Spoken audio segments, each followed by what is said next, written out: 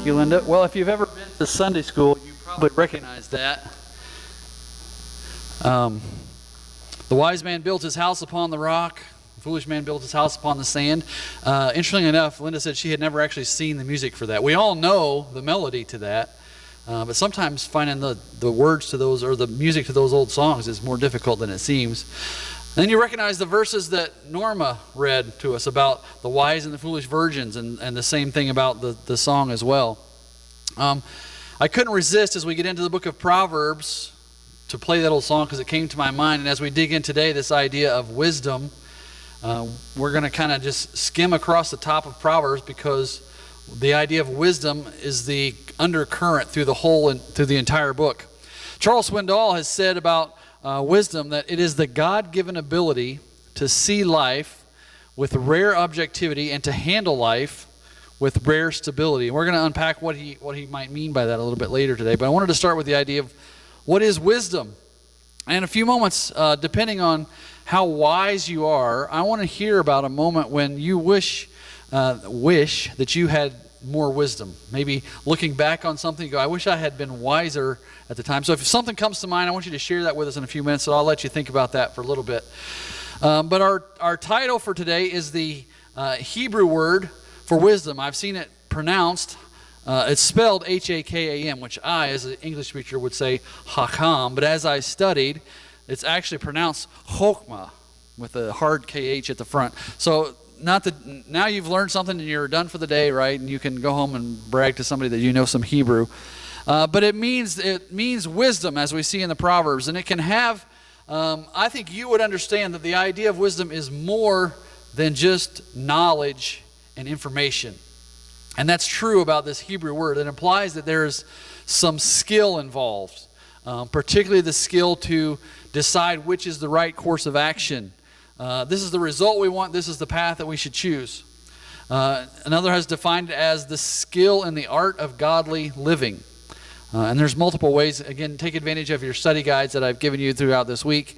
The word is, as I said, the word is often used to describe people that are skillful, such as one of the words, the people that are described who built the Old Testament tabernacle. That's what they described them as, wise and skillful. It's kind of the same word. And those who built Solomon's temple. I'm going to get rid of this. By the way, I know that, and you probably haven't watched the recording if you've been here. Can you still hear me okay? We've had some buzzing going back and forth. Last week, Tanya drove her nuts, she said. So I'm using a different mic today, so I want to try to make sure that's going to work and try to be respectful to our recorded audience as well. So anyway, if it gets to a point where it's cutting out or something, let me know, because I didn't hear it all last week, and then I watched the recording like, oh, that's terrible. So we're going to try to fix that today. But anyway, this chokmah is the most often used word in Proverbs. Some have said as many as 45 times. If you do it in English, it comes up different because sometimes they translate it. But it's more than just knowledge, it's skill. And I wanted to work through some things today. Warren Wiersbe has a great book about the book of Proverbs, and I can't remember the name of it. It's probably Be Skillful would be my guess, because he has a whole set of commentaries that are Be something based on the theme of that book. And that's what I think that's what it is for Proverbs. But this idea of being a skillful worker, person who's knowledgeable, experienced, who's efficient in their area of expertise, and therefore they are wise. He says similarly, in the spiritual realm, a person who possesses chokmah in reference to God is one who is both knowledgeable and experienced in following God's way. So in the Bible's wisdom literature, being wise means being skilled in godly living. Crawford H. Toy wrote that wisdom is the knowledge of right living in the highest sense. So we get this idea that it's clear for us, and even as we think about it, that it's clear in Scripture as well, that it's more than just having information or having knowledge. We'll often watch, well, I shouldn't say we often watch, we're watching other things. If I can, I would have our kids watch Jeopardy because I like to answer the questions. Now, there's a difference in having just knowledge of answering the questions on Jeopardy and having wisdom, because often I'll answer a question and they don't even bother to say, how did you know that? Because they sense that knowledge is worthless to them. It's like, well, who cares that you know that? It doesn't make a bit of difference. And there's some truth in that. The fact that I have this knowledge about this meaningless trivia does not mean that I have wisdom as along with it. But as we look through the book of Proverbs, I said there's this underlying theme, and it's really at chapter 9, there's a break where probably at chapter 10 it says the wisdom of Solomon. But the first 9 chapters is just this encouragement to get wisdom. Let me just read you the chapter headings. This is in the NIV Bible. It says it before verse 7, exhortations to embrace wisdom. And then it says in verse 19, a warning against rejecting wisdom. The chapter 2 heading says moral benefits of wisdom. Chapter 3, further benefits of wisdom. Chapter 8 and chapter 9, we're actually going to look at those next week because Solomon does an interesting thing with those. He gives wisdom personification. He almost describes it as a she, as a her. So we're going to save those, but we know that those are also part of this study as well. And as I said, there are so many references to wisdom that I couldn't even give them all to you. There was over 100 of them in some places. We're only going to look at about 20 of them, I think, today. So we're also, because there are so many of these, I've taken the opportunity on our Tuesday and Thursday Facebook Lives to anything that doesn't make it into a Sunday message. I just kind of take that verse and take it on Tuesday or Thursday. This last Thursday was about riches. I had a great story that led into that. Oh, it was the fact that you probably saw the news story this week that there were years where the richest men alive didn't pay income taxes. Musk and Bezos and I think Buffett was in. I talked about that on Thursday. So I'm not going to do that again today, but you can go back and watch last Thursday. And I was applying the book of Proverbs to this idea of riches and so forth. So anyway, you can always watch those on Tuesdays and Thursdays. You can watch them whenever, but that's when we're doing them live. So I wanted to start to get us flowing in this idea of Proverbs this morning with a couple verses just to get us an introduction and moving forward. So in chapter 2, verse 2 of Proverbs, the author is describing what is the purpose of Proverbs. It says, making your ear attentive to wisdom and inclining your heart to understanding. You skip down about 4 verses to verse 6. It says, for the Lord gives wisdom. When we ask the question, where does it come from? Obviously, we kind of know that from 1:7, which we'll get to in a little bit. But for the Lord gives wisdom. From his mouth come knowledge and understanding. He stores up sound wisdom for the upright. If we go back, we skip another chapter to verse 13 of chapter 3. Blessed is the one who finds wisdom and the one who gets understanding. And in verse 21 of chapter 3, there's often that Solomon addresses his readers as sons. He does that here in verse 21 of chapter 3. My son, do not lose sight of these. Keep sound wisdom and discretion. We could just go over verse after verse after verse where it's talking about the benefits of wisdom. You also remember that in the New Testament, in Matthew chapter 10, Jesus said, I am sending you out as sheep in the midst of wolves.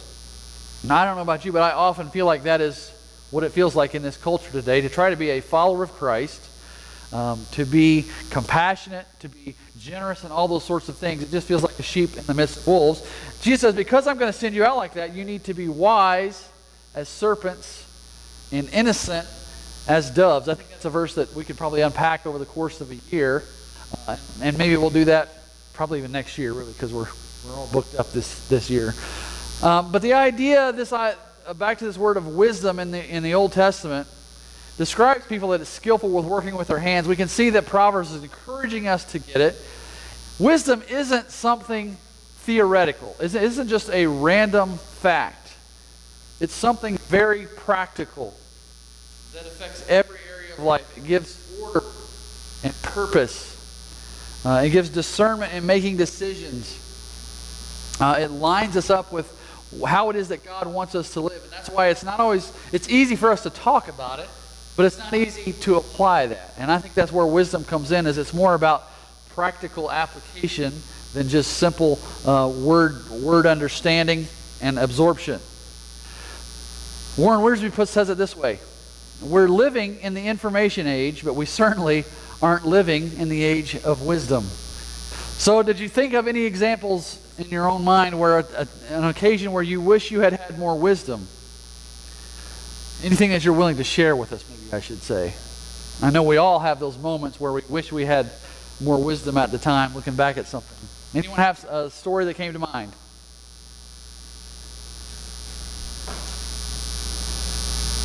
Or you're just wise enough to not tell anybody else. Maybe we'll come across that idea later too. When we went to the financial guy about facing retirement, the wisdom that I wish we'd have known was, he said, if you married an older woman, she would already be on that by the time you get to that point, and therefore. Yeah, I'm not sure that's good advice. I can see where wisdom comes to play in that. Yeah, Eileen doesn't think that's very wise either. But yeah, sometimes we look at things and look back at something and realize if I had been more wise, I would have saved more for my retirement. I would have realized that if I didn't marry that older wife, so she's not getting those Social Security benefits, so we could have been prepared. Anybody else? Go ahead, Gary. Many years ago, giving out awards, compilation during my employment, and I followed the letter of the law and did not give a young man his award. And if I had had wisdom, I would realize the circumstances and how much it meant to him and his family. I regret that. Yeah.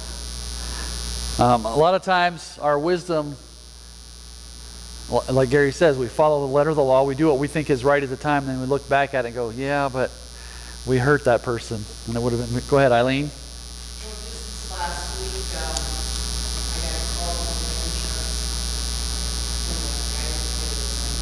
I thought I did really well all along, handling it for lawyers. Well, I didn't know a little piece of information, and then I got to thinking, why did I pray about this? I mean, I just thought everything was going great and being right. So. Trusted someone you shouldn't. Yeah. So I wish I had relied more on God and had wisdom for discernment to do what I needed to do. Yeah. That's a word that comes up often when I think about wisdom is discernment, discretion. We'll talk about a couple of those things as we get to the end, and I'm sure we'll come across some in a couple weeks as well. But knowledge can be memorized, right? People can just know things, but wisdom has to think things through. How do I rightly apply the knowledge that I have? Wisdom is something that enables us to use knowledge correctly. Wisdom resists group pressures, thinks for itself, and is reconciled to the use of its own judgment. Someone worded it that way. The authors of the Proverbs would emphasize that wisdom is a predominant theme, and so the way I wanted to arrange this message today is maybe not all of them, but most of the topics that we're going to cover in this series, wisdom speaks directly to each one of those. So what I'm going to do is I'm going to say, here's what wisdom says about this. I'm just going to read you a couple verses. I'm going to send you all the notes tomorrow, so you don't have to write it all down, and it'll be on the screen for you. But wisdom is going to serve as our guide through various themes as we work our way through the book of Proverbs. As I said, next week we're going to talk about chapters 8 and 9 with Lady Wisdom and Lady Folly, where wisdom is personified. And often what we see in the Proverbs, not just with wisdom, but with other things as well, is that there is a contrast within the Proverbs. Like wisdom is this, but this is foolishness. And that's one of the common occurrences. And a few weeks here we're going to come to this idea of foolishness, because it's talked about so often that we need to spend a whole week on that. Like, for example, in chapter 14, verse 8, the wisdom of the prudent is to discern his way, but the folly of fools is deceiving. Right? It's contrasting wisdom and foolishness. Wisdom teaches us the fear of the Lord. One of the last ones when we start to wrap up this series is this concept of fear of the Lord. And it's not just here in the book of Proverbs where it says in chapter 1, verse 7, the fear of the Lord is the beginning of wisdom. And it's merely the beginning. And fear of the Lord is in other places in Scripture, so we're going to spend a week unpacking that towards the end of August. Wisdom not only teaches us the fear of the Lord, it guides our speech. If there's one area where I wish I could have more wisdom, it's in guiding my speech. So I spent so many of my early years being married to my wife and first saying, just don't say it. Just don't say it. Not that I thought bad things, but it would, before there was any filter, things would just come out, and I'd say, oh, I wish I hadn't said that, right? Wisdom guides our speech. Proverbs 10:31 says, the mouth of the righteous brings forth wisdom. Verse 13, wisdom is found on the lips of the discerning. See, there's two kinds, I ran across this quote, which I thought of this. There are two kinds of cleverness, and both are priceless. One consists of thinking of a bright remark in time to say it, and that was me. I think, that's witty, let's say that. And really, the second part, the other consists of thinking of it in time not to say it. And I was like, as I've gotten older, I was like, I'm a little more discerning, a little more discreet about that witty thing that I used to say that started in me as a junior high boy. I can just see the things that I would say then and go, oh, what were you thinking?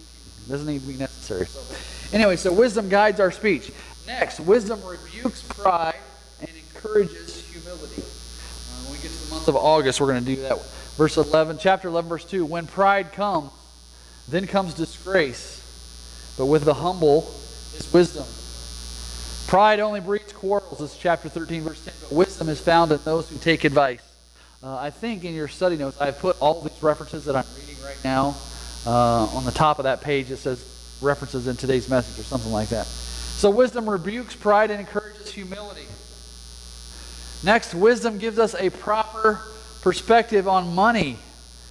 Chapter 16, verse 16. How much better, this is on our marquee out front, how much better to get wisdom than gold, to choose understanding rather than silver. Sydney told me this morning that somebody in chalk put gold and wisdom on our sidewalk out there. She asked me if I had done it, and I was like, yeah, I been over and put chalk on the sidewalk. So somebody, kid or whatever, is reading our marquee and weighing the idea of wisdom and gold. So I was like, oh, well, that's profitable. That's a good idea then. So wisdom gives us a proper perspective on money. Wisdom also teaches us the value of work. There's a lot about work and diligence and laziness. You might remember the phrase from chapter 6, go to the ant, thou sluggard. I can hear it in the King James. In chapter 6, we're going to unpack that a little bit. There's so many more verses in Proverbs that talk about laziness. Some of them are said in really memorable ways about the guy who's too lazy to bring his hand to his mouth and things like that because he wants somebody to feed it to him. But anyway, there's a whole lot of things that we'll get to when we get to that part of the series. And the last one I wanted to mention this morning is wisdom instructs marriage and family relationships. As I said earlier, Solomon says a lot of instruction to his son. We know that Proverbs 31 is the wife of noble virtue, of excellence, and so forth. So those are in there, and we'll cover a couple of those in 1 week as well. But I wanted to start to wrap this up today with the idea that wisdom is called for and is needed in every aspect of our lives. So it's important for us to go back and read these things and realize, what have I not done well to this point? And we're never done growing wiser. We make decisions every day that can be considered wise or unwise. We say the proper thing. We don't say something we should say. We say something that we shouldn't say. We make decisions about whether we'll be loving or unloving, whether to confront someone or to ignore it, whether to show restraint and patience. And when I think of someone wise, I got to be honest with you, this is one of the things that I think of someone who is able to show restraint and patience despite all the thoughts and all the prevailing wisdom. I'm going to close with a story about that in just a few moments. But I think of wisdom as this refrained patience. And sometimes it looks like stubbornness. In Proverbs 12:16 it says this, a fool is quick-tempered, but a wise person stays calm when insulted. Man, couldn't our society use a little bit of that today? We've got comment boxes and our feedback for our social media and all this sort of stuff. Maybe I should just put on there for solid, every post for your social media for next week should be this, a fool is quick-tempered, but a wise person stays calm when insulted. That's chapter 12, verse 16. I wanted to close with this story this morning about this idea of why I think wisdom looks like discernment and discretion and patience. And I'd never heard this story before, but Max Lucado tells this story. You may have run across it. I guess it was translated. He heard the story in South America. And it's quite a lengthy story, but I want to close with this today. It says this, once there was an old man who lived in a tiny village. Although poor, he was envied by all, for he owned a beautiful white horse. Even the king coveted his treasure. A horse like this had never been seen before. Such was its splendor, its majesty, its strength. People offered fabulous prices for the steed, but the old man always refused. This horse is not a horse to me, he would tell them. It is a person. How could you sell a person? He's a friend, not a possession. How could you sell a friend? The man was poor, and the temptation was great, but he never sold the horse. One morning he found that the horse was not in the stable. All the village came to see him. "You old fool," they scoffed. "We told you that someone would steal your horse. We warned you that you would be robbed. You are so poor. How could you ever hope to protect such a valuable animal? It would have been better to have sold him. You could have gotten whatever price you wanted. No amount would have been too high. Now the horse is gone and you've been cursed with misfortune." The old man responded, "Don't speak too quickly. Say only that the horse is not in the stable. That is all we know. The rest is judgment. And if I've been cursed or not, how can you know? How can you judge?" The people contested, "Don't make us out to be fools. We may not be philosophers, but great philosophy is not needed. The simple fact that your horse is gone is a curse." The old man spoke again. "All I know is that the stable is empty and the horse is gone. The rest, I don't know. Whether it be a curse or a blessing, I can't say. All we can see is a fragment. Who can say what will come next?" The people of the village laughed. They thought the man was crazy. They had always thought he was a fool. If he wasn't, he would have sold the horse and lived off the money. But instead, he was a poor woodcutter, an old man still cutting firewood and dragging it out of the forest and selling it. He lived hand to mouth in the misery of poverty. Now he had proven that he was indeed a fool. After 15 days, the horse returned. He hadn't been stolen. He had run away into the forest. Not only had he returned, he had brought a dozen wild horses with him. Once again, the village people gathered around the woodcutter and spoke, "Old man, you were right and we were wrong. What we thought was a curse was a blessing. Please forgive us." The man responded, "Once again, you go too far. Say only that the horse is back. State only that a dozen horses returned with him, but don't judge. How do you know if this is a blessing or not? You see only a fragment. Unless you know the whole story, how can you judge? You read only one page of a book. Can you judge the whole book? You read only one word of a phrase. Can you understand the entire phrase? Life is so vast, yet you judge all of life with one page or one word. All you have is a fragment. Don't say that this is a blessing. No one knows. I am content with what I know. I am not perturbed by what I don't." "Maybe the old man is right," they said to one another. So they said little, but down deep they knew he was wrong. They knew it was a blessing. 12 wild horses had returned with one horse. With a little bit of work, the animals could be broken and trained and sold for a great deal of money. The old man had a son, an only son. The young man began to break the wild horses, and after a few days, he fell from one of the horses and broke both legs. Once again, the villagers gathered around the old man and cast their judgments. "You were right," they said. "You proved you were right. The dozen horses were not a blessing. They were a curse. Your only son has broken his legs, and now in your old age you have no one to help you. Now you are poorer than ever." The old man spoke again. "You people are obsessed with judging. Don't go so far. Say only that my son broke his legs. Who knows if it is a blessing or a curse? No one knows. We only have a fragment. Life comes in fragments. It so happened that a few weeks later the country engaged in war against a neighboring country. All the young men of the village were required to join the army. Only the son of the old man was excluded because he was injured. Once again, the people gathered around the old man, crying and screaming because their sons had been taken. There was little chance that they would return. The enemy was strong, and the war would be a losing struggle. They would never see their sons again. You were right, old man, they wept. God knows you were right. This proves it. Your son's accident was a blessing. His legs may be broken, but at least he is with you. Our sons are gone forever. The old man spoke again. It is impossible to talk with you. You always draw conclusions. No one knows. Say only this: your sons had to go to war and mine did not.